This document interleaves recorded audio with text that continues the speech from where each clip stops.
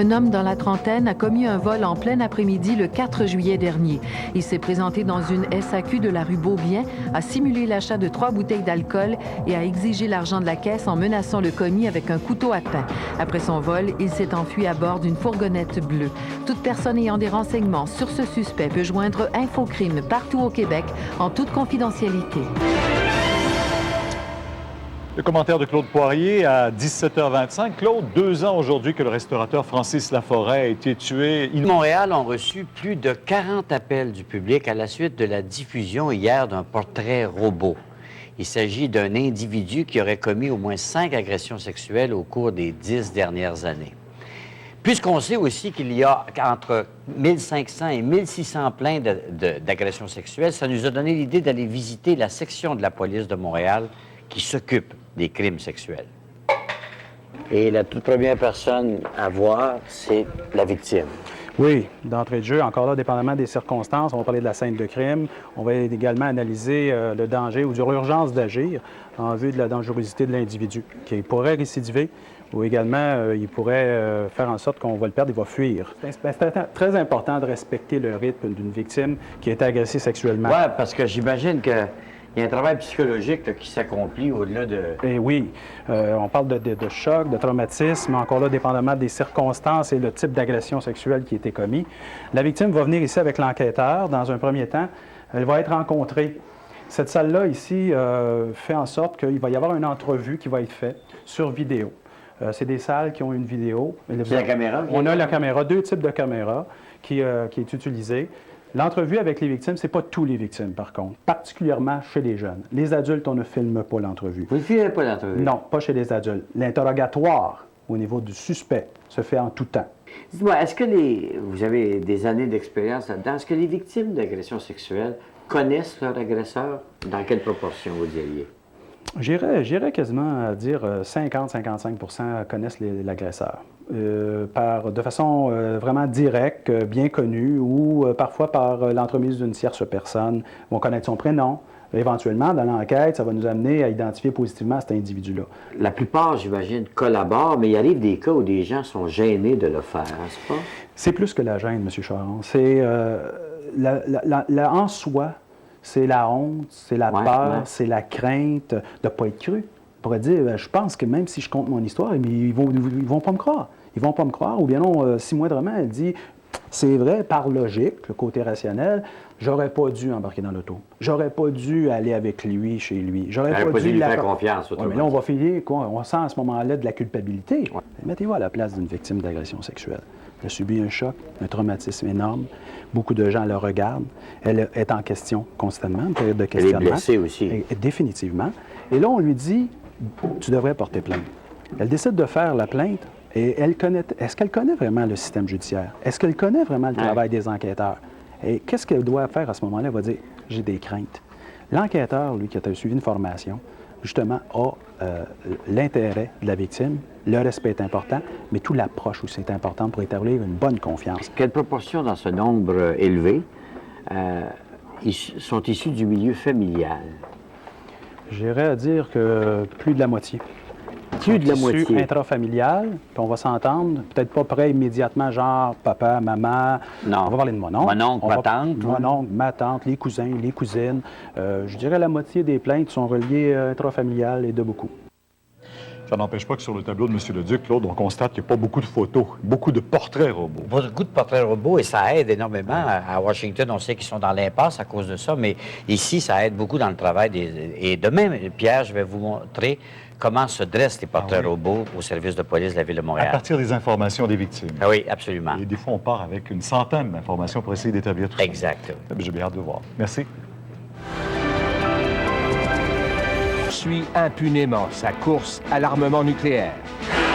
Des nouvelles surcharges pour les cartes de débit, l'argent comptant est de plus en plus payant.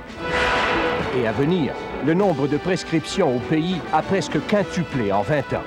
Le recours aux antidépresseurs croît avec l'usage.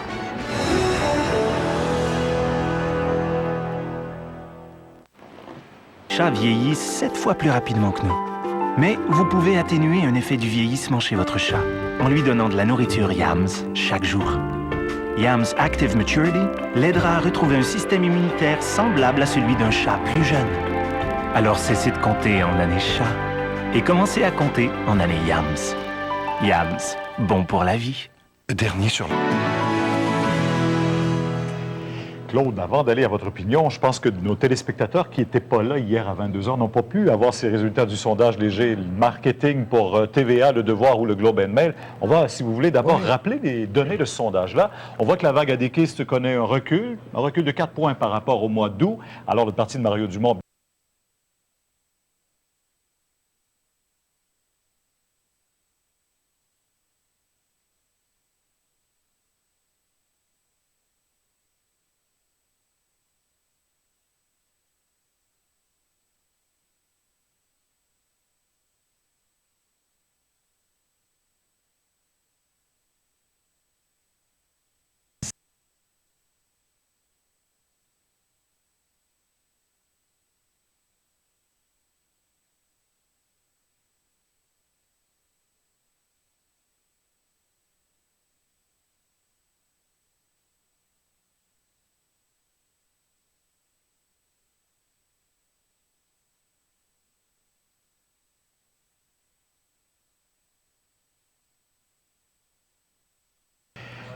On va revenir chez nous parce que vous êtes peut-être de ceux qui utilisent souvent une carte de débit pour régler les achats. On le fait de plus en plus. Eh bien, il y a certains établissements qui commencent à se doter de terminaux spéciaux pour vous faire payer des frais de transaction. Attention, il y a entre 25 et 50 cents par transaction qui vous est chargé. C'est ce que les marchands exigent avec ces nouveaux terminaux. Ça, c'est en plus des frais d'Interact réguliers que vous devez déjà payer à votre institution financière. Les marchands doivent payer pour offrir un service Interact, mais avec ces nouveaux terminaux, ils peuvent continuer à offrir les services sans toucher à leur profit. Dans un moment, Club Select pour gens influents. Bonjour l'explorateur urbain, soyez le bienvenu au Club Mount Stephen. Visite chez les riches qui ont malgré tout besoin d'argent.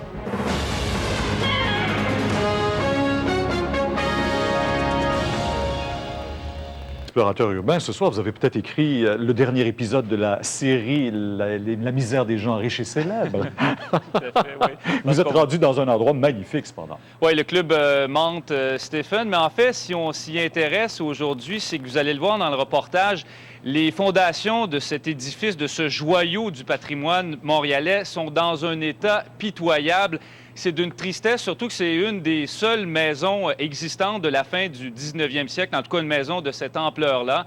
Alors, on cherche activement des fonds pour financer la réparation du sous-sol, à proprement dit, de la maison. Alors, on vous y amène aujourd'hui dans ce club généralement très sélect.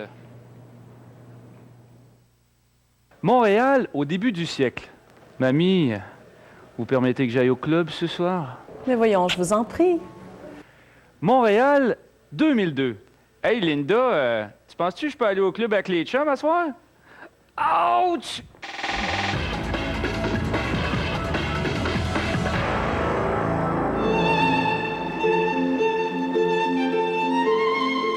Bonjour l'explorateur urbain, soyez le bienvenu au Club Mount Stephen.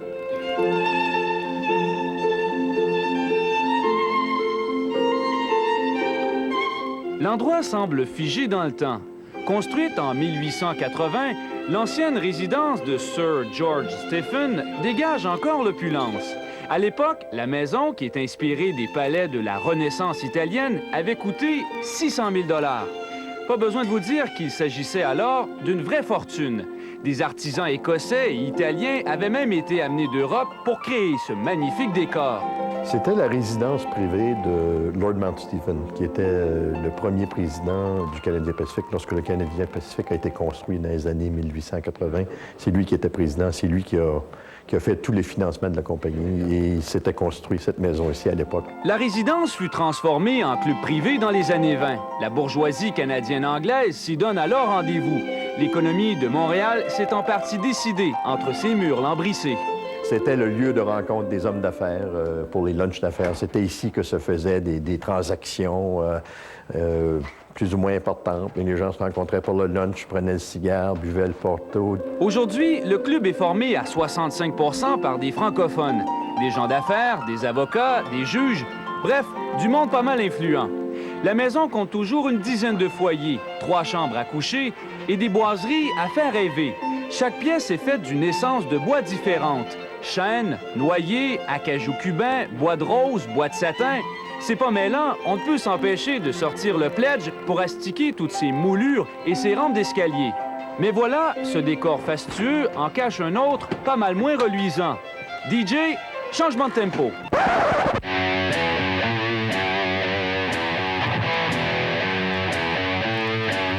Une visite dans le sous-sol du bâtiment révèle un spectacle désolant. Ne manque que des graffitis et on se croirait dans un squat.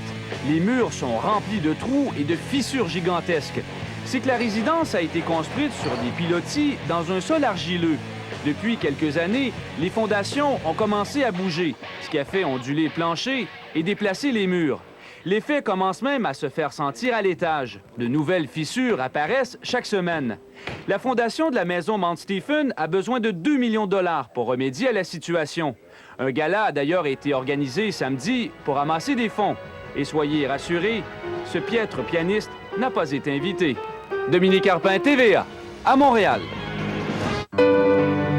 C'est de notre passion pour le vin que naît Saint-Régnier de la Cour. Importé de France, le Saint-Régnier de la Cour incarne une belle histoire de tradition et de passion, où le vin représente le meilleur de nous-mêmes. Un vin de qualité certifié. Encore un. C'est rare que des victimes parlent devant nos caméras. Une jeune femme de 19 ans qui a accepté de raconter les sévices qu'elle a subis avec ses 4 frères et sœurs durant des années. Un témoignage exclusif obtenu par ma collègue Jocelyne Cazin à son émission d'aujourd'hui. Moi aussi, je t'aime, ma puce. Erika, que l'on voit ici avec sa grand-mère, a 19 ans. Toute son enfance, elle a été abusée. D'abord par son grand-père, puis par son beau-père et même par sa propre mère. Ses 4 frères et sœurs aussi ont été victimes de sévices sexuels. Mon frère a eu une relation complète avec ma mère. Et toi, tu étais obligée d'avoir des relations complètes avec ton beau-père? Oui. Et avec ton frère aussi? Oui. On t'a obligée? Oui. La famille vivait isolée à la campagne. Erika fréquentait l'école, mais par peur, elle n'osait parler. Et dans son entourage, dit-elle, personne ne s'est jamais douté de quoi que ce soit. Les agressions sexuelles étaient présentées aux enfants comme un jeu. Il nous faisait jouer au strip poker, mais il nous faisait boire puis fumer. Ouais. De la drogue, fait que on n'était pas vraiment bien, on était trop partis, on se rendait pas compte. Aujourd'hui, Erika vit en appartement. Ses frères et ses sœurs ont été placés, eux, en famille d'accueil. Quant à sa mère et son beau-père, ils font face au total à 8 chefs d'accusation d'agression sexuelle et d'inceste. Il y aurait 11 victimes, les 5 enfants de la famille et 6 amis d'Erika. Cette psychothérapeute, qui elle aussi a été victime d'agression sexuelle, est convaincue qu'Erika, avec de l'aide, pourra s'en sortir. C'est certain qu'on a déjà entendu souvent que c'était fatal, l'inceste, qu'on ne pouvait jamais guérir, et ce n'est pas vrai. Ce n'est pas vrai. J'en suis une preuve vivante. Je suis là, je suis guérie, moi, là. Mais ce que je peux te dire aujourd'hui, c'est qu'il y a de l'espoir, qu'à l'intérieur de toi, tu as des ressources et que tu peux guérir de tes blessures en profondeur. Je regarde dans ma fenêtre la nuit pour voir s'ils sont là ou pas. Mais Erika a toujours peur car sa mère et son beau-père vivent en liberté tout près en attendant leur procès. Sa rage est tellement grande qu'elle a même déjà songé à les tuer tous les deux. Aujourd'hui, elle espère seulement que la justice les punira sévèrement. Et à l'égard de tes parents? Qu'ils soient emprisonnés à vie, qu'ils crèvent là. On peut se demander, Lucie, qu'est-ce qui a amené Erika, après tant d'années, finalement, à s'ouvrir et à demander de l'aide? Oui, en fait, Pierre, il y a quelques années, Erika avait dénoncé ces sévices sexuels, mais à l'époque, sa plainte n'avait pas été prise au sérieux. Et l'été dernier, donc, en juillet, elle s'est confiée à sa grand-mère, qu'on a vu dans le reportage. Elle s'est confiée aussi à son ami de cœur et tous les deux l'ont convaincue qu'elle devait dénoncer, donc, ces agressions, ce qui a été fait. Donc là, maintenant, le processus judiciaire suit son cours et la prochaine étape, donc, devant les tribunaux est prévue pour début décembre. Comme quoi, il n'est jamais trop tard pour le faire aussi. Merci, oui. Lucie. Au revoir. C'était la confusion la plus totale aujourd'hui dans les palais de justice désertés par les procureurs de la Couronne qui continuent leurs moyens de pression. À Montréal, les procureurs cadres n'arrivent pas à répondre à la demande et déjà, on craint que plusieurs dossiers connaissent une fin précipitée. Maître Caroline Gagné, salle 3-7. Des appels constants au micro, des procureurs adjoints qui passent en coup de vent, des accusés, des témoins, des avocats de la défense qui attendent sans savoir à quoi s'attendre. Qui recule, Jean-François Guérin est là-bas. Jean-François, les policiers ne sont plus sûrs de rien, sinon que les descriptions des témoins du dernier meurtre ne sont pas crédibles.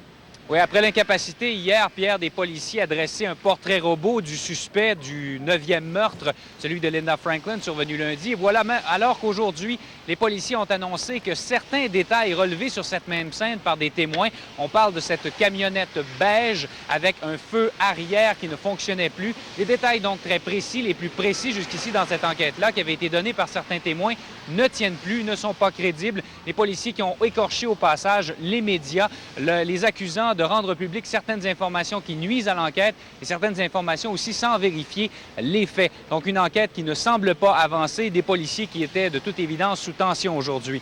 Donc dans cette enquête-là, Pierre, bien peu d'éléments pour se mettre sous la dent au public et pour donner un coup de main aux policiers, si ce n'est ces fameuses 3 camionnettes noires. Mais vous allez comprendre que pour les policiers, c'est un peu comme chercher une aiguille dans une botte de foin.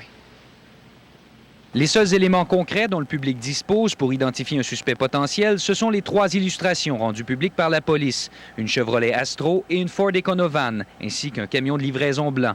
My God, there must be 50,000 in this area. Il doit bien y en avoir 50 000 dans la région, dit Jared Wedmore. Ce peintre fait partie des milliers de conducteurs qui ont reçu cet autocollant prouvant qu'ils ont fait l'objet d'une vérification de la part des policiers.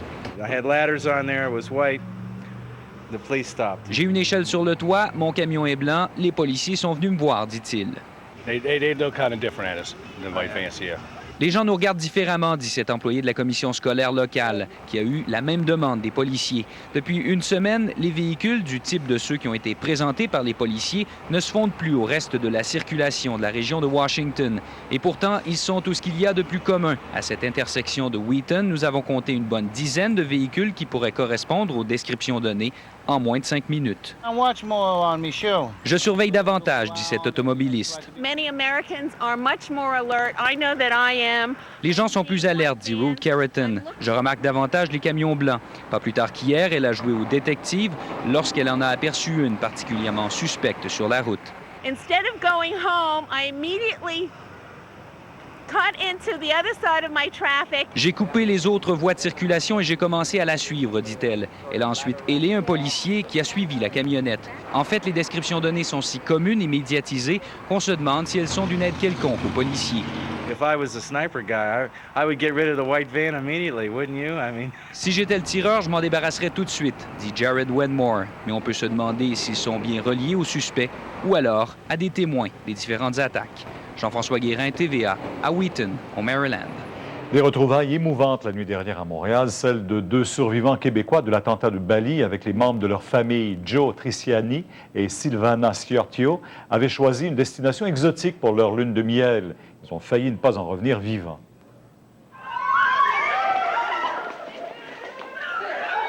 Ce sont les 2 familles des survivants qui les ont accueillis cette nuit à l'aéroport de Dorval.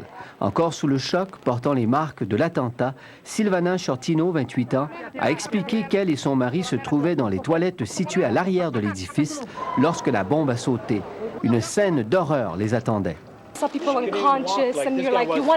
Silvana Sciortino raconte qu'elle voyait des corps empilés partout, mais qu'elle a été incapable de porter secours à qui que ce soit. La panique était telle que les rescapés se marchaient les uns sur les autres pour fuir les lieux. La jeune femme avoue même qu'elle a cru ne pas pouvoir s'en sortir et songeait un instant qu'elle allait mourir durant sa lune de miel. Pour les parents, le soulagement de revoir leurs enfants était immense. Pour moi, c'est un miracle. Et c'est une joie qu'ils sont ici déjà. Je suis très, très content. Je dis merci à le bon Dieu. En Australie, la même scène s'est répétée dans d'autres aéroports du pays. Les jeunes vacanciers étaient accueillis là aussi par leurs parents et amis. Sur le terrain, la police enquête sur un groupe de 8 suspects étrangers, dont un Européen. Le ministre indonésien de la Sécurité a laissé entendre que l'attentat pourrait être l'œuvre de terroristes internationaux. Terrorism is now helping domestic as well as international network. Pour le couple Triassi-Sciortino commence maintenant une convalescence psychologique qui leur permettra peut-être un jour de vivre avec ces images d'horreur qui ne s'oublient pas. Charles Faribault, TVA, Montréal. On peut se demander quand arrêtera le terrorisme, puisqu'on a encore des images d'horreur. C'est survenu la nuit dernière, cette fois aux Philippines. Huanga, c'est dans le sud du pays, 6 morts et au moins 144... TVA, l'Assomption. Vous vous rappelez de cet important réseau d'exportation de GHB, c'est ce qu'on appelle la drogue du viol, installé près de Québec, réseau et démantelé le mois dernier. Eh bien, la GRC vient de porter un autre dur coup à l'organisation. L'enquête menée en collaboration avec la DEA américaine a permis de saisir 4 millions de dollars d'argent et de biens qui appartenaient à la tête dirigeante du réseau, un homme de Saint-Étienne-de-Lauzon. Les policiers qui a presque quadruplé depuis 20 ans au Canada. Est-ce que ça veut dire qu'aujourd'hui, on traite mieux la dépression ou encore que les médecins prescrivent trop de médicaments? Le débat est lancé. Les Canadiens consomment de plus en plus d'antidépresseurs. Ces médicaments sont fréquemment utilisés pour traiter toute une série de troubles. Tu vis un deuil, on donne un antidépresseur. Alors qu'un deuil, c'est un deuil. C'est normal à être triste quand on a perdu quelqu'un. Ça fait que je trouve que c'est excessif. Voyez les chiffres. Le nombre de prescriptions pour antidépresseurs est passé de 3 200 000 en 1980 à 14 millions et demi en 2000, un bond de 353 % en 20 ans. Signe pour ce psychiatre que les gens consultent davantage et que la maladie est plus souvent dépistée. Médecins et patients ont aussi l'embarras du choix avec de nombreux nouveaux médicaments. Auparavant, nous avions des médicaments qui avaient beaucoup d'effets secondaires, de sorte que maintenant, avec les nouvelles molécules que nous avons, le traitement est plus facile à donner aux patients qui le supportent mieux. Mais les médicaments ont aussi leurs inconvénients. De ne pas savoir qu'on peut vraiment être accroché sur les tranquillisants, c'est absolument terrible parce que c'est, en tout cas, selon le médecin qui m'a sevré, c'est aussi pire que l'héroïne. Des groupes d'intervention en santé mentale dénoncent d'ailleurs ce qu'ils appellent la surprescription de médicaments. Derrière les problèmes de santé mentale, il y a des réalités beaucoup plus complexes que les symptômes auxquels les médicaments s'adressent. Il y a plusieurs outils. La médication en est un, mais tu peux ajouter d'autres outils qui vont peut-être te permettre de diminuer la médication, apprendre à gérer tes émotions, apprendre à te connaître, donner une meilleure hygiène de vie. Peut-être, mais les psychiatres ont le devoir de traiter la maladie. Si on la traite pas assez, la dépression, et ça, on n'en parle peut-être pas assez, il y a des complications à être déprimé. La principale, vous le savez, c'est le suicide. L'étude ne traite que des antidépresseurs, mais des médicaments, il y en a toute une panoplie. Ce nouveau guide de gestion de la médication de l'âme dresse une liste de 110 médicaments différents, tous prescrits pour les troubles de santé mentale. André Ducharme, TVA, à Montréal.